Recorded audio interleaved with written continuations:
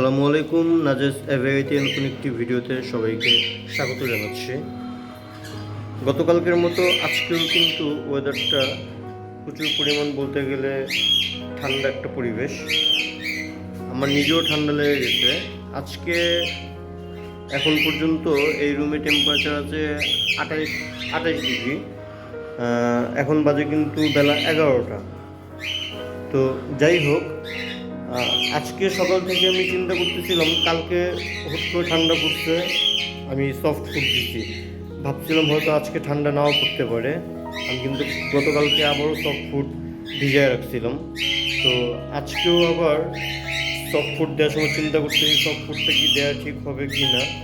তারপরও আল্লাহ ভরসা সফট ফুডগুলো দিয়েই দিলাম, কারণ এমনিতেই যে পরিমাণ ঠান্ডা, সফট ফুড দিতে আমার একটু ভয় লাগতেছিল।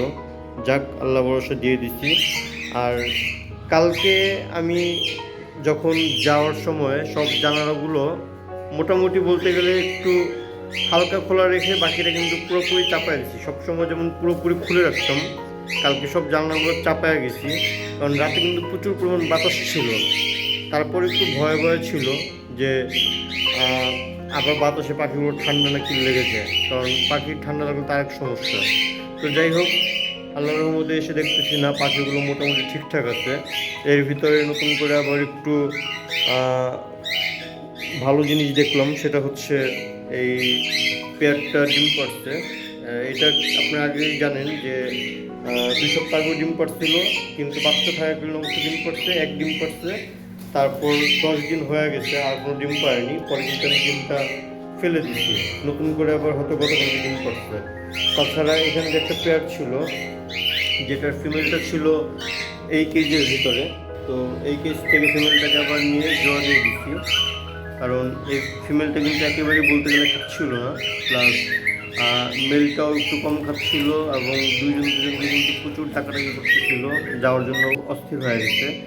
এই জিনিসটা আমার খুব ভালো লাগছে, কারণ ওদের কিন্তু পেয়ার ছিল ঠিক আছে, কিন্তু ফিমেলটা একটু চোখের সমস্যা ছিল। তো যাই হোক, আবার নতুন করে পেয়ার দিয়ে দিলাম। প্রায় 10 দিন, হ্যাঁ 8-10 দিনের মতো আলাদা ছিল। তো যেহেতু ওর আগে থেকে পেয়ার, এই কারণে তো বেশি গ্যাপ দিলাম না, শুধু চোখটা ভালো হওয়া পর্যন্ত ওদের আলাদা রাখছি, তারপর আবার ওদেরকে একসাথে দিয়ে দিচ্ছি। আর পাশাপাশি বাকি যে পাখিগুলো আছে আগের মতোই সব ঠিকঠাক আছে, যে যেমন ছিল তেমনই আছে, কেউ আর ডিম পায়নি নতুন করে। এই তো মোটামুটি পাখির যে ব্যাপারগুলো ছিল এই পর্যন্তই ছিল, আর নতুন কিছু হয়নি। নতুনের ভিতর তো বললামই, জাস্ট এই পেয়ারটা জোরে দিচ্ছি, আর ওইখানে একটা পেয়ার ডিম পাচ্ছে।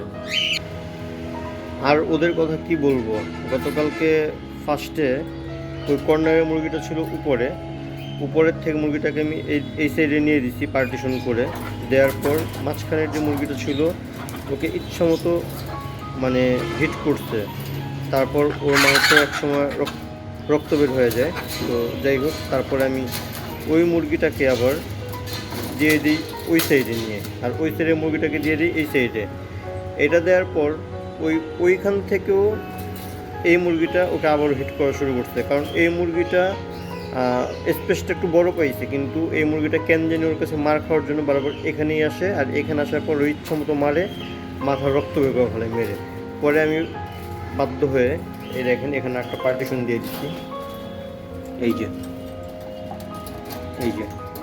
যদিও পার্টিশনটা খুলে গেছে, আমি পুরোপুরি লাগাইনি, একটু পর লাগাই দিব। তো পার্টিশন দিয়ে দিচ্ছি, যার কারণে এত জায়গা ওদের আলাদা একটা গ্যাপ রয়ে গেলো, এই কারণে এখন মারামারি কম হয়েছে। আর ওই যে ওর মাথার অবস্থা এখন আগের চেয়ে একটু ভালো। আমি স্ক্রিনে ভিডিও দিয়ে দিচ্ছি কালকে যে হিট করার ভিডিওটা। তো গতকালকে 2 ডিম পাইছি, আজকে সকাল আসার পর দেখতেছি যে এই যে মাথা গরম যার মাঝখানে একটা ওই ডিম পড়ছে। তো এই তো মোটামুটি দেখা যাক আজকে আর কোনো ডিম দেয় কি না। দিলে তো অবশ্যই, আমি যদি আসার মানে থাকা অবস্থায় পাইতে পেলাম, তা না হলে বিকেলবেলা অবশ্যই ডিমগুলো আমি কালেক্ট করবো। তবে আশা করি আজকেও হয়তো আরও 2টা ডিম পাবো, আশা রাখি আর কি।